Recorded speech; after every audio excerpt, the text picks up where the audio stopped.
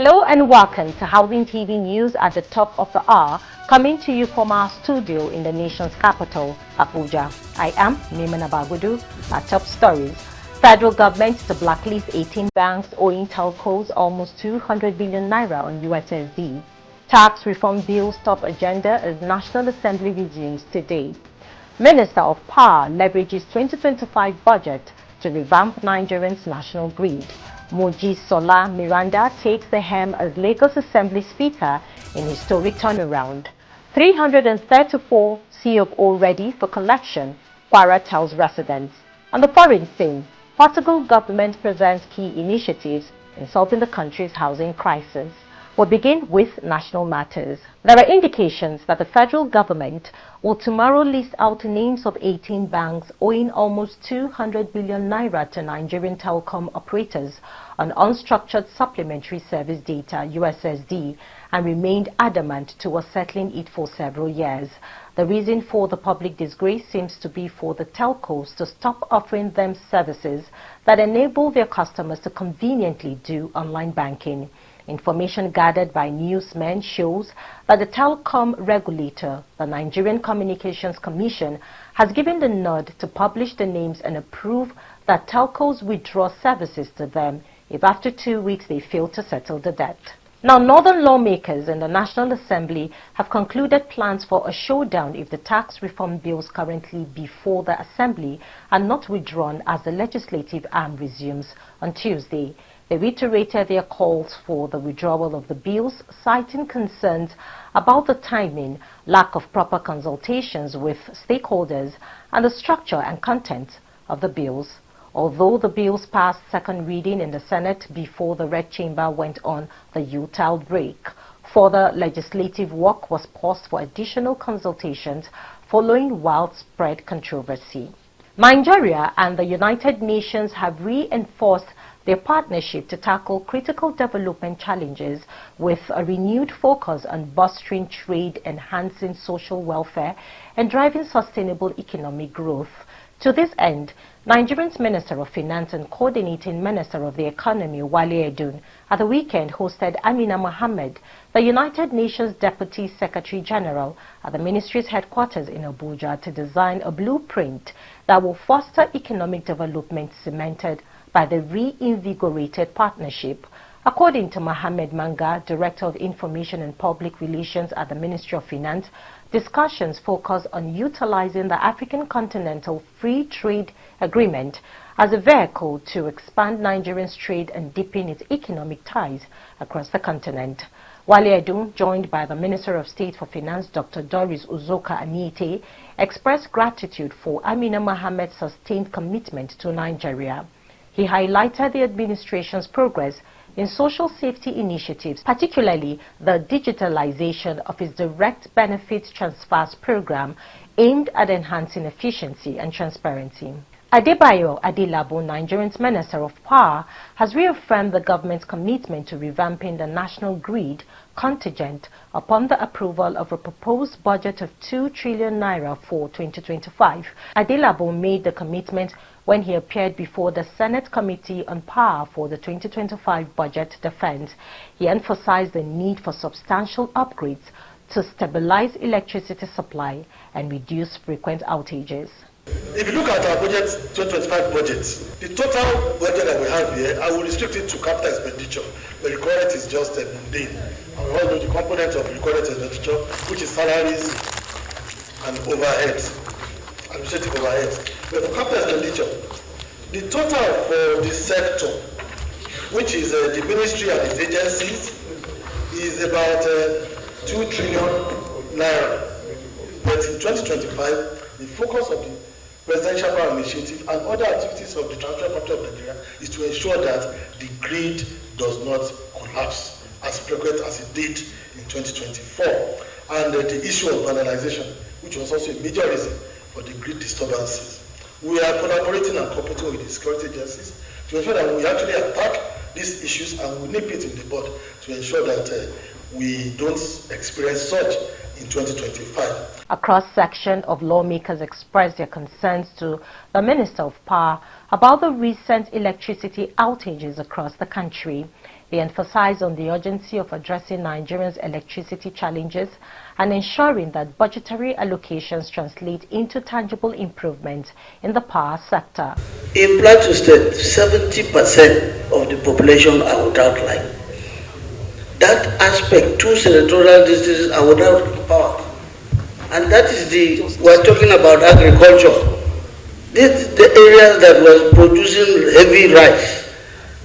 Even milling, ordinary milling, you can't do milling. In terms of oil production, after Oloipri in 1956, in 1957, oil was also found in my local government headquarters, Oporoma, in commercial quantities.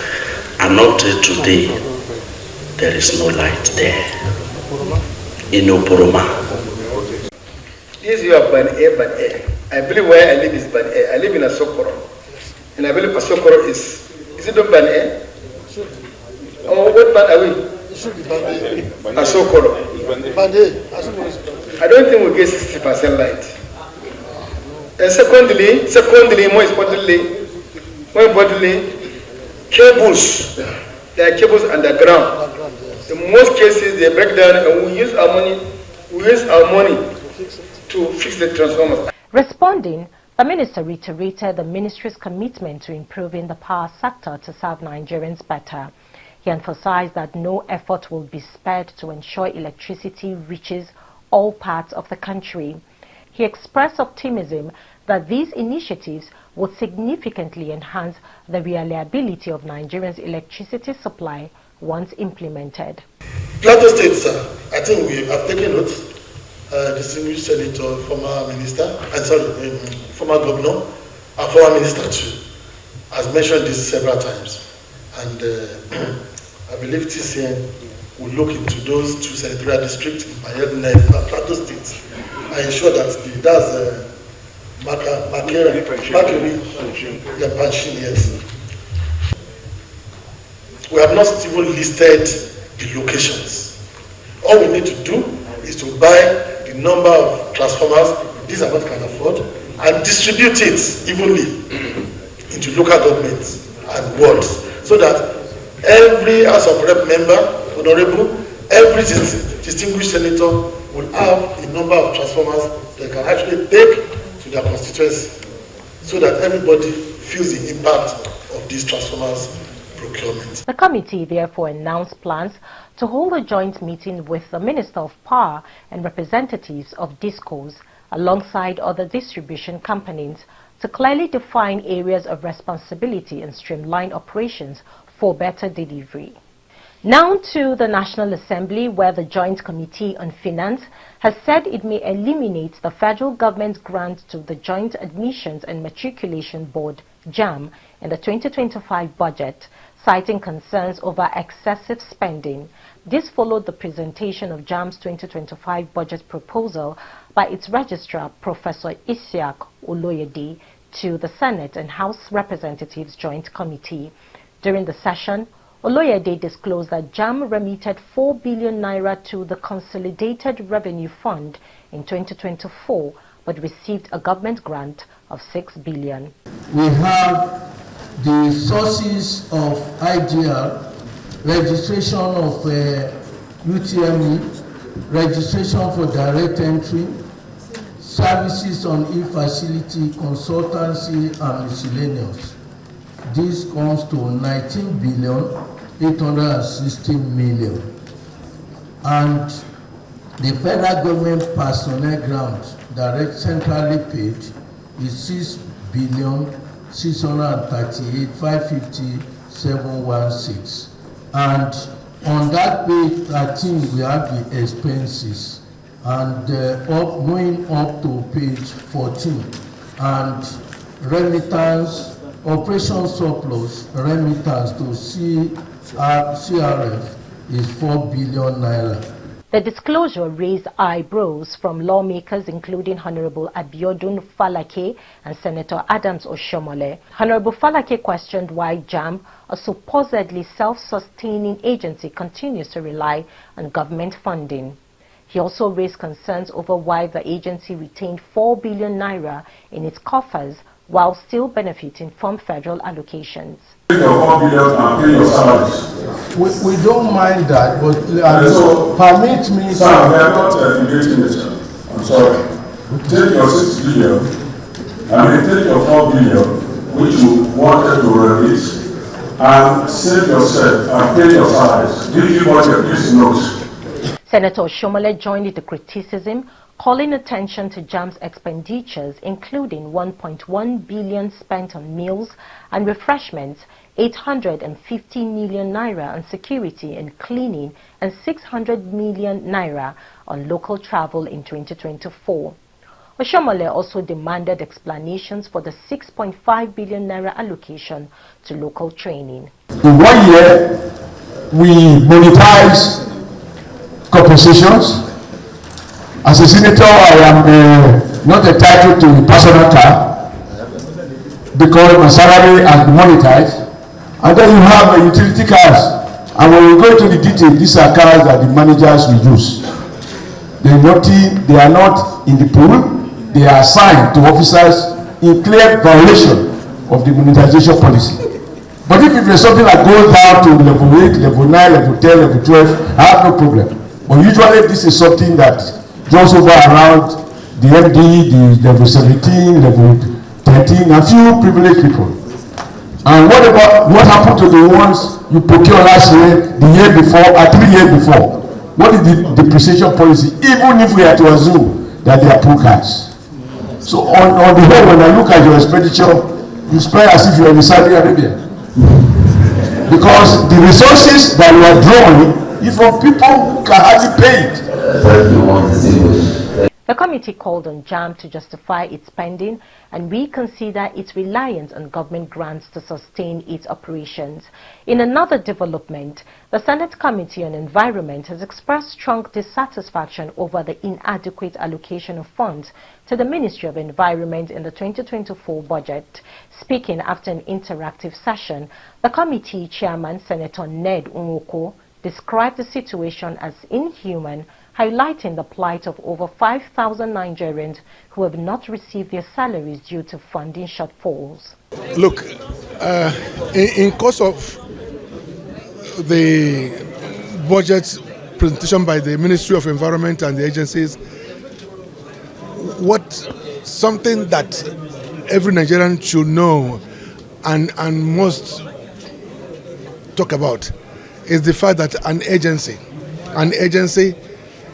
in the ministry has not been funded since last year, and we're going to another year here. And this is an agency that has over 5,000 workers. I mean, these are Nigerians who are working, and they are not being paid. And nothing is being done about it. Nothing else matters to me now, other than to make sure that that particular agency gets the funding that they need immediately. Whatever that it needs to be done for this to happen, we'll do it. I think this is the most important thing for me. During the session, the Registrar of the Environmental Health Council of Nigeria, Dr. Yakubu Mohammed Baba, disclosed that the agency's staff have been without salaries since January 1st, 2024. So we are here, sir, on the passionate and appealing move, because our staff have not gotten salary for 30 months as we speak today. And it's very disheartening. Our staff strength is about 750. And we have offices in almost all the states in the nation, with 6 geopolitical zones offices as well.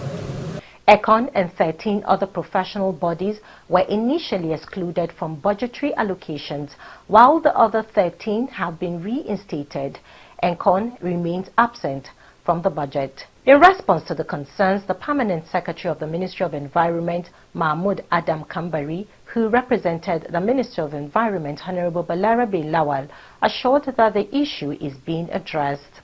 Kambari revealed that the matter has already been escalated to both the President and the National Assembly for immediate resolution.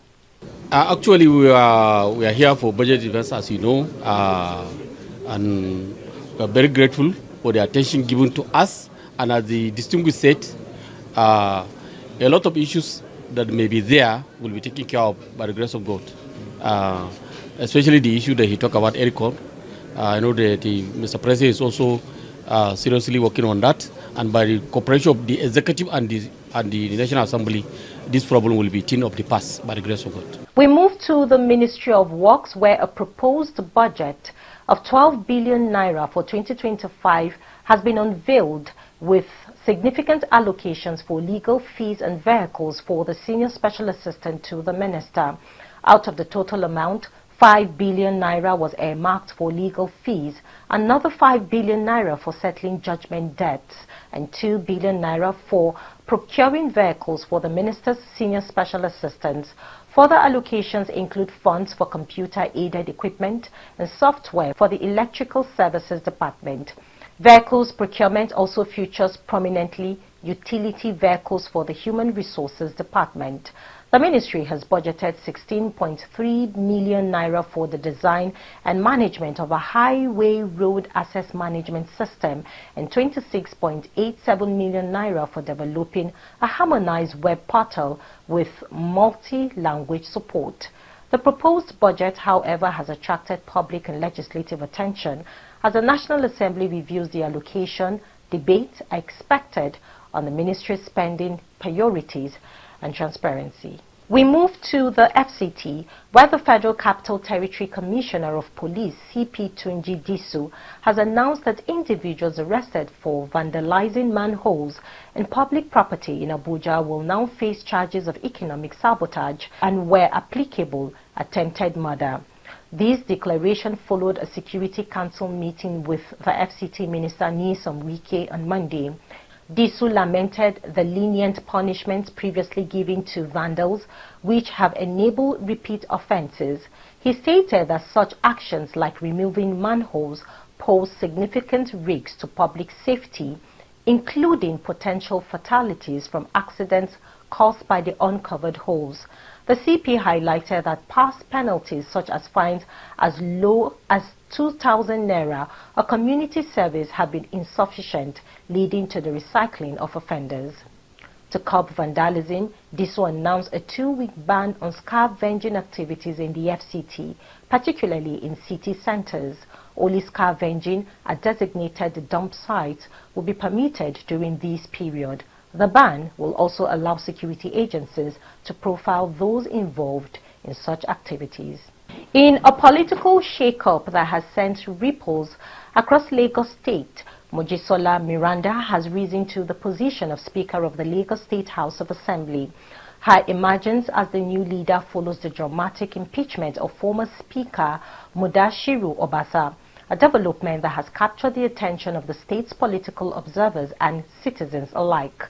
Representing Apapa constituency, Miranda brings a wealth of legislative experience to her new role. She has served in the Lagos State House of Assembly for 3 consecutive terms, beginning her tenure in 2015. Most recently, she held the position of Deputy Speaker in the 10th Assembly. The decision to elevate Miranda comes in the wake of Obasa's impeachment, a move triggered by allegations of financial misconduct and administrative lapses. While the specifics of the charges remain a point of contention, the Assembly's majority decision to remove him underscores a growing demand for transparency and reform within the legislative body. Operatives of the Kano Zonal Command of the Economic and Financial Crimes Commission (EFCC) have arrested 5 officials of the Katsina State Board of Internal Revenue over the alleged diversion of 1,294,337,676 naira 53 kobo belonging to Katsina State Government. The suspects are Rabiu Abdullahi, Sanusi Mohammed Yaro, Ibrahim M. Kofar Soro, Ibrahim Aliyu, and Nura Lawal Kofar Sauri.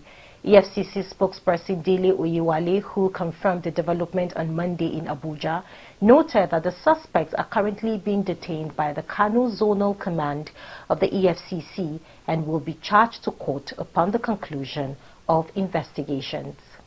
Retired staff members of Lagos State University of Education, LASUD, Ijaniki campus, under the umbrella of the LASUD Association of Pensioners, have called on Governor Babajide Sanwo-Olu to intervene in the non-payment of their 32-month pension arrears and alleviate the suffering of their members. They claimed that many retirees are going blind, suffering excruciating pain, and dying unnecessarily due to the lack of financial support. The association's chairman, Henry Ogonsanya, who spoke about their plight, revealed that the last pension payment any of these members received was in May 2022. He also noted that a significant number of retirees have been evicted or are at risk of eviction due to their inability to pay rent.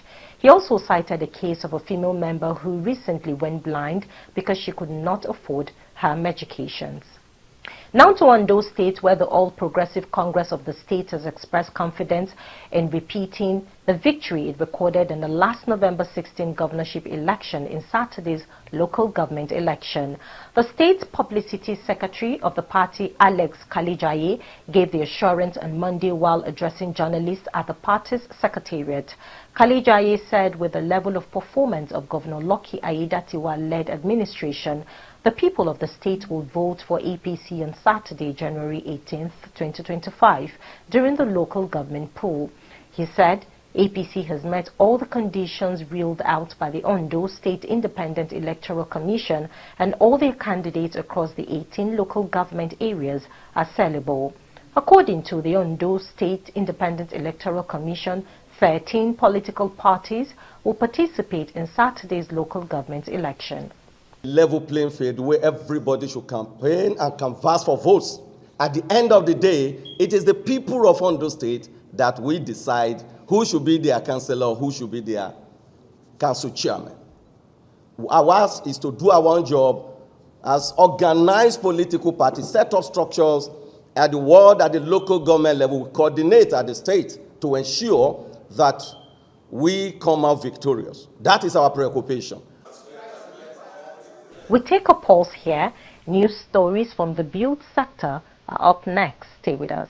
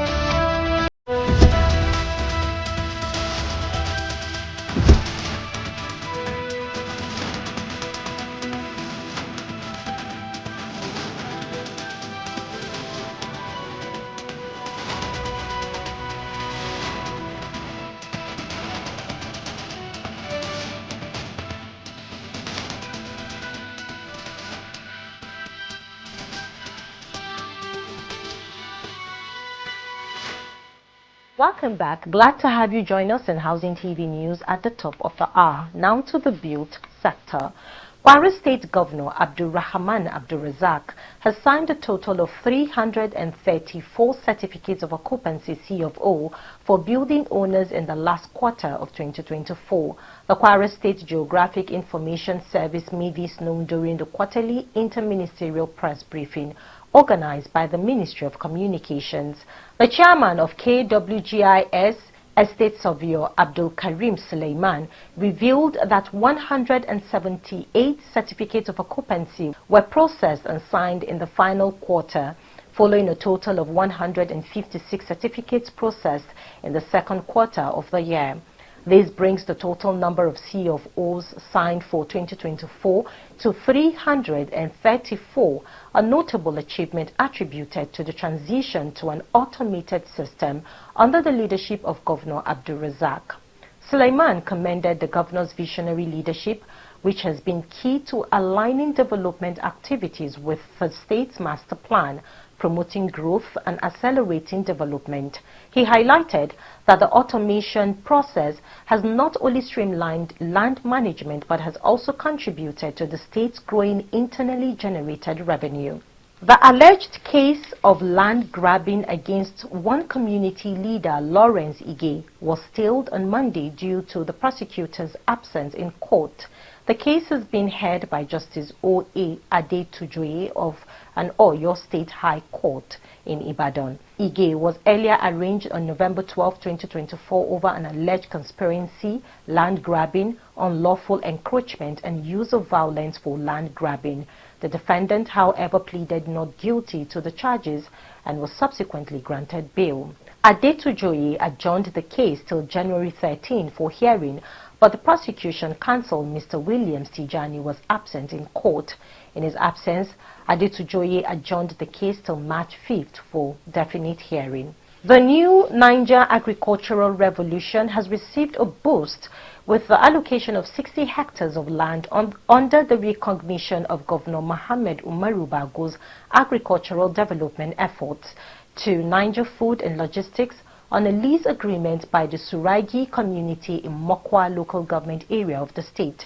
Mokwa Council Chairman Jibrin Abdullahi Muregi, who is leading the negotiations with other communities to mobilize over 200 hectares of land within a few days, aimed to harness the vast agricultural potential of the local government. In his remarks, the Director Community Engagement of Niger Food, Mohammed Denjuma, said the leased land will not only be cultivated but will also serve as a processing hub, taking advantage of its access to water and sustainability for rice farming. He added that this development is expected to contribute significantly to the state's agricultural growth aimed at feeding the nations.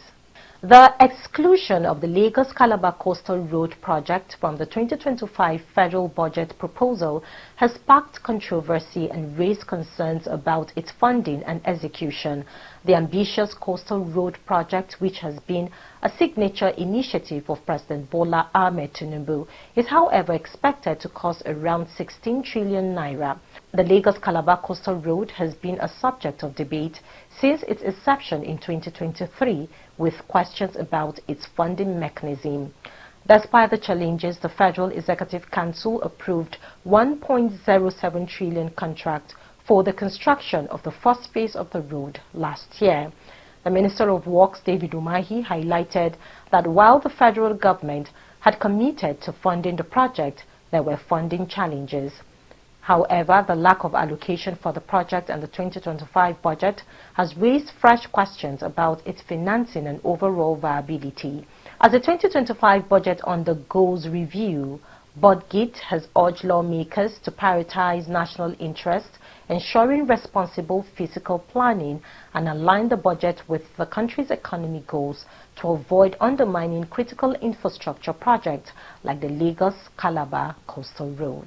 Hundreds of residents in Ifa, Ikot, Okpong, a community in Uyo local government area of Akwa Ibom State, have been left homeless following the demolition of 182 buildings deemed illegal structures on government land. The demolitions took place on December 19, 2024 by the State Ministry of Lands and Town Planning, leaving families unable to celebrate the Christmas and New Year holidays in their homes.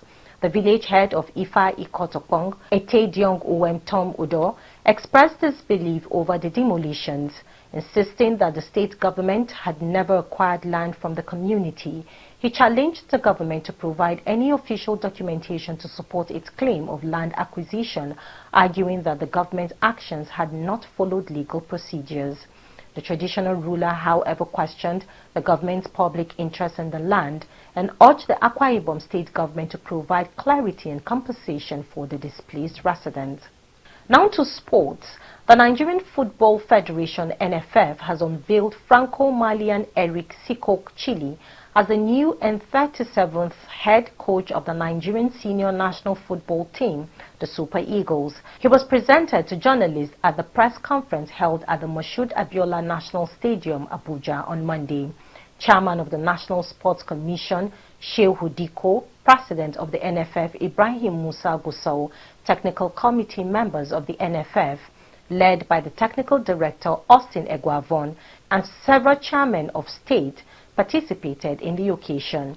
The NFF president in his welcome remarks said that some level of ignorance followed the barrage of criticism, describing the responses as an indication of strong interest from Nigerians in sports, particularly football. We want somebody that understands the mentality of African football. And Eric is here, and by the grace of God, he is going to give us the results. So the only thing I want to tell all of us, football stakeholders in Nigeria, let us rally around Eric and give him all the support he needed. I know we at Nigeria Football Federation, as well as the Sports Commission, we are ready to give him all that he required and needed for him to execute his job diligently without any hitches. NSC Chairman Shehu Diko, in his remarks, explained that Eric Chili is the best choice for the Super Eagles at the moment, thus neutralizing the belief that it was a bad decision for the Super Eagles. We are jumping into the ring to start the fight, the process to get us in the World Cup. And so we need a person who understands clearly the African football. And Eric comes clearly, highly motivated and qualified to lead the process. With his record, if he can deliver, as the President has said, deliver the record he did for Mali here for us, with the winning ratio, I'm likely to believe that we will get to the World Cup if that happens. In his address, new head coach of the Super Eagles, Eric Chili, vowed to introduce an attacking mentality to the senior men's football national team, saying football is about scoring. I jump at this opportunity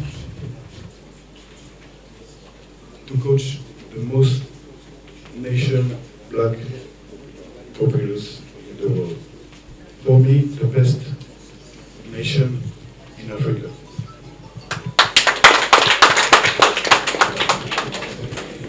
I believe Super Eagles still have chance to qualify to World Cup.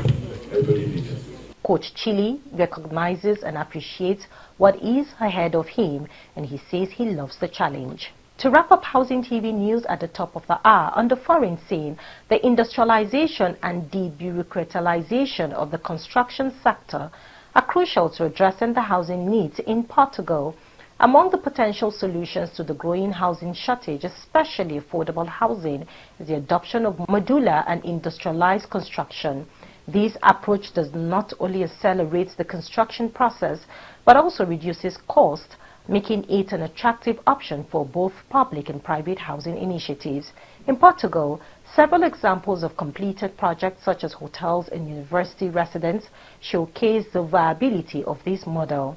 However, despite its clear potential, the widespread adoption of industrialized construction in affordable housing projects has been slow.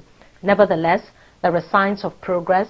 Some municipalities have already begun to incorporate modular construction solutions in the affordable housing tenders, where the project is delivered with complete designs, including modular construction methods. The special counsel who led prosecution against United States President-elect Donald Trump, Jack Smith, has resigned and fled the countries ahead of Trump's inauguration of January 20th. According to statements of officials in the document submitted to the U.S. District Judge Alan Cannon, Smith had completed his work and submitted his final confidential report on January 7 this year, before he finally took leave of the United States Department of Justice on January 10th. The high-profile cases handled by Smith involved Trump's alleged mishandling of confidential documents after he left office and his alleged attempt to overturn the 2020 election, which he contested and lost. Smith, a former war crimes prosecutor, was appointed in November 2020 to steer the affairs of the Justice Department's ongoing investigations into Trump's cases. Still on the foreign scene, a powerful earthquake with a preliminary magnitude of 6.8 struck Japan's coast late Monday, prompting officials to issue a tsunami advisory for Miyakaze and Kochi prefectures. The quake occurred near Miyazaki Prefecture at approximately 9:19 p.m. local time, with the Japan Meteorological Agency reporting an intensity of lower 5 on the Japanese scale. Residents in the affected areas have been warned to stay away from coastal waters, with the JMA cautioning that tsunami waves could reach up to 1 meter in height. The earthquake had an epicenter depth of roughly 19 miles, according to Japanese officials. That's the much we can take on Housing TV News at the top of the hour. Before we go, a quick recap of our top stories.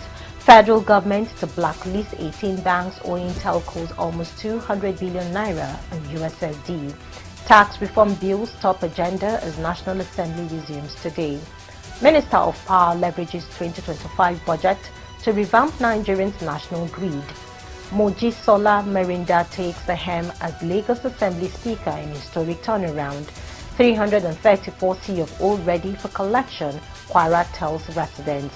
And we saw on the foreign scene Portugal government presents key initiatives in solving the country's housing crisis.